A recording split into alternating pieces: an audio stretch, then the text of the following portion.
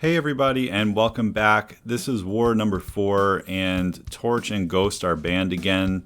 So we're basically under the presumption that these champs just aren't available this season in terms of war planning, and that's fine. We also have the Hercules ban, which we have seen a few times. We don't have a rank 4 Hercules in our BG, but I can see the strategy of banning Hercules. He does trivialize a lot of fights. For our BG in particular, it doesn't pose the worst problem because we have a lot of other weapons. But regardless, those are our 3. I joined the war a little early because I wanted to free up Naz to take that Mysterio with his Corvus later, and I had some stuff to do this evening.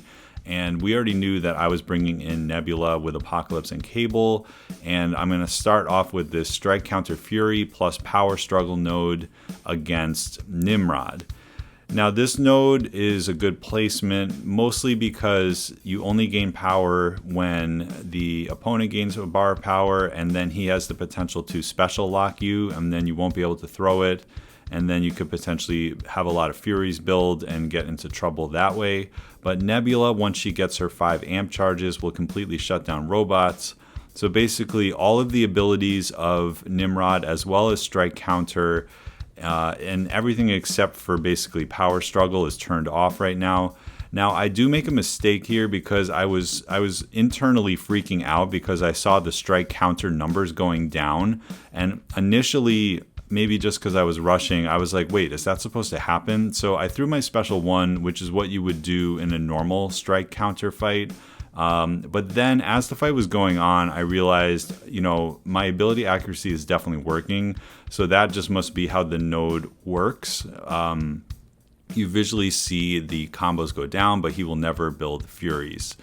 So yeah, that was my bad because I did watch some footage of this fight, but I didn't pay attention to that aspect. But I guess rather safe than sorry, we can easily win this fight with basic hits. So now my goal is to re-parry him, dump the shocks, and throw a special 2, but he keeps doing medium heavy, so I still hold block. I can do this for a while, but of course he throws his special 2 while I'm holding block, so I lose all my power, and there goes my chance for the nice flashy finish. But as I said, I should be able to just win this even if I just bait his specials well enough and take some blocked hits and just do basic attacks. He's going to definitely go down in the 5 minutes. So I'd rather be safe than sorry here. He is throwing his specials quite readily. I don't know if that's coded in the AI for this node. It may be because, that's the danger of the node is if you don't have power. But who knows? Either way, the block proficiency and armor buff that she got is pretty noticeable because I have taken a ton of blocked hits and it really hasn't been that bad.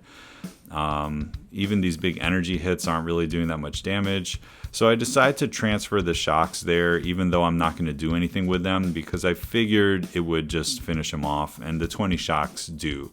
So there's a good example of Nebula not doing her normal sort of rotation, her nuking style, but still just having the utility to take down that fight with 0 issues. Not my best gameplay, but definitely adjusted mid-fight and got the fight down. So next up we have in his last war video what Ludum Taters called the most dangerous fight on the Alliance War map. And when he said that, I definitely, it perked my ears up, and I wanted to make sure I was not taking this too lightly. So it has a window of opportunity stun, which means you're not able to stun for a lot of the fight. It has the disorient on block, which is why we brought Apocalypse to get the disorient immunity. Additionally, anytime you have a debuff on yourself, he's going to be getting a massive passive fury, which means the blocked hits are just going to hurt even more. So the plan is basically to use Apocalypse. I have a read Petrify on me, on him I mean, just because that's going to potentially help us not have to deal with the aura. I am using advanced power boost instead of invulnerable here, just because I think I'd rather end the fight faster than, try to have a safety net. I think I can bait the specials of Dr. Doom pretty well, but this is pretty exciting. A rank 4 Apoc versus a rank 4 Doom. I'm going to kind of narrate what's going on in my head here. I start with a blocked hit. In 8 seconds, I will be immune to this disorient. Notice that my stuns through block don't reflect back, because of the stun immunity while attacking. Now at 12 seconds, that timer falls off, and in 15 seconds, the Petrify would have fallen off, but I am able to land it there. Now I do a light ending combo, then I do a medium ending combo, which because of the attack tactic is going to put those withers on him. So now with these withers and the Petrify, I have shut down Mystic Dispersion for a while. I bait this, I block the end of the hit just because I want to be 100% safe. I'm definitely winning this fight. Taking a special 2 with a bad dex would be bad. The stun timer is off, so I was able to stun him through block. And then to finish the fight, I am actually pretending I am facing stun immune just because I've heard this node is potentially a little bugged. So even though I didn't see the timer, I wanted to play it 100% safe. I was definitely winning this fight even if I took a couple blocked hits, and that will do it. So very clean, special 2, special 1 with the power back boost and max boosting. I don't even know if I'll need to max boost next time, but because I wanted to take the node really seriously and not have anything go wrong, I did max boost. And now the benefit of that is I have a max boosted Nebula for the rest of this hazard shift path. Here we're going up against a robot. So, you know, if you see a robot on the shock and bleed node here, Nebula is going to be a really good answer, but you do have to be careful of one thing, and that is, of course, if you accidentally land a parry and transfer over those shocks, then that's not going to be a good time because of one eye open. So I'm sure sometime in my MCOC career, hopefully during the off season, I might make that mistake, you know, an input error or something. But in this fight, fortunately, I don't. We're basically just killing her with basic hits again. I mean, that's the thing. When you're using Nebula against a robot, there's nothing fancy that you need to do to get the node down. We're completely immune to these debuffs, and we've turned off all her abilities. So if she throws a special 2, we're not going to be getting the Spectre. If she threw a special 1, we wouldn't get power drained.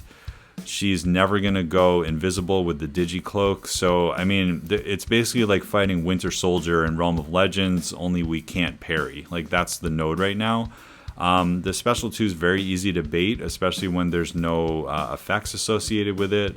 So we're just going to bait one more of these. And because I can't do my big special 2 damage, I decide to throw a special 3.